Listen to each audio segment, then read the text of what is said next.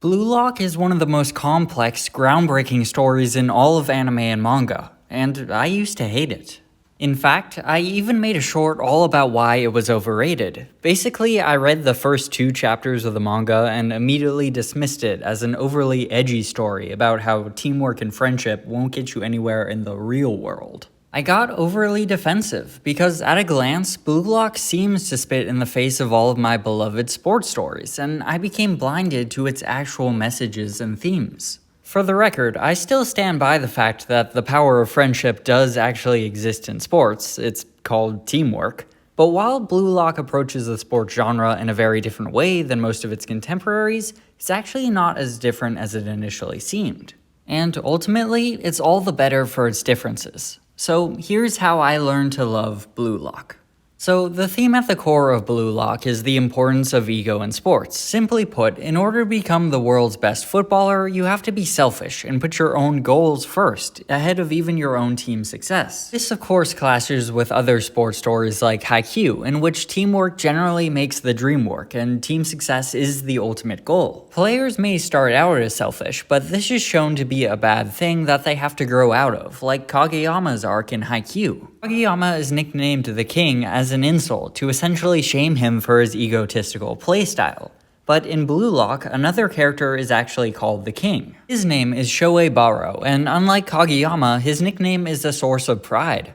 Baro may be a selfish ball hog, but he's also the epitome of Blue Lock's philosophy. But I'm getting ahead of myself. What you first need to understand, and what I initially failed to grasp, is that while Blue Lock's ideas about ego may seem harsh, the concept of prioritizing individual development is essential in the world of sports. In fact, it's already present in almost every sports story, and unlike its contemporaries, Blue Lock is simply unapologetic about its importance. The story pulls back the curtain on the myth that becoming the ultimate team player is the key to success, especially when that team is flawed. In the first episode, our main character Isugi's team loses because rather than shooting the ball himself, Isugi makes the extra pass to an open teammate who then proceeds to clank one off the crossbar.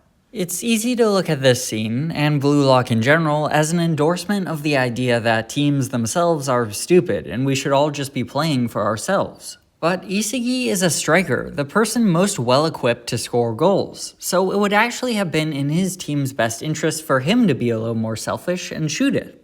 The story does value teamwork. In fact, most of the arcs are about teams of Blue Lock members working together by combining their egotistical playstyles. It merely emphasizes the point that putting yourself first isn't always such a bad thing. And although these two stories may seem like complete opposites, something similar to this happens in Haikyuu during the Ball Boy arc. In it, our main character Hinata leaves the team for a bit to attend a training camp where he learns fundamental skills like receiving and proper conditioning, which helps his team out a lot later in the story. Afterwards, the coaches admit that they've been so focused on using Hinata's jumping ability to win matches that they've neglected to teach him a lot of those basic skills. As counterintuitive as it might seem, this shows that focusing on the individual is often the best way to help the team. In fact, a healthy ego is baked into Hinata's character, as he has dreams of playing professionally, and therefore wants to be able to fight by himself without his uber-talented setter Kageyama. This leads them to improve their freakishly good combination plays even more, ultimately allowing their team to defeat several high-level opponents they wouldn't have touched otherwise. Similarly, in Blue Lock, although players are forced to work together on teams, each one is ultimately fighting for their own interest, a fact that which leads them to level up and which in turn results in wider team success. Haikyuu is my favorite anime of all time, and the reason why I initially dismissed Blue Lock was because I thought it was so opposed to Haikyuu's core philosophy. But this focus on ego is present in almost every sports story, because ultimately a team is just a group of individuals who are trying to balance the need to work together with their desire to be the best. Blue Lock always makes a point that a healthy amount of ego should elevate not just yourself, but your team as a whole. Initially, Baro, the King, tries to do absolutely everything by himself, and he's punished by losing. He has to learn to occasionally pass the ball in order to succeed.